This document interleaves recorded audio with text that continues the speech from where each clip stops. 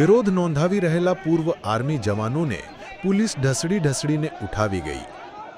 આ દ્રશ્યો અમદાવાદના એરપોર્ટ સર્કલ પાસેના છે।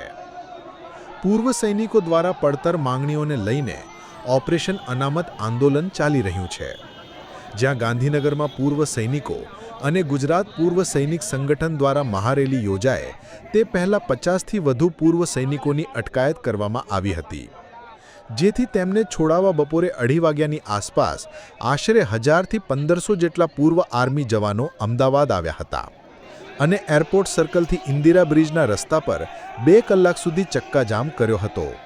પોલીસે તેમની પણ ખેંચતાણ કરીને અટકાયત કરી હતી, જેના વિડીયો સામે આવ્યા હતા। ગુજરાત પૂર્વ સૈનિક સંગઠનના પ્રમુખ જીતેન્દ્ર નિમાવતની મુક્તિની માંગ સાથે આ પૂર્વ જવાનોનો આક્ષેપ છે કે શાંતિપૂર્ણ રીતે આંદોલન કરી રહેલા પૂર્વ સૈનિકોને પોલીસે ડિટેન કર્યા છે। જ્યાં સુધી તેમના નેતાઓને મુક્ત કરવામાં નહીં આવે ત્યાં સુધી આ આંદોલન ચાલુ રહેશે।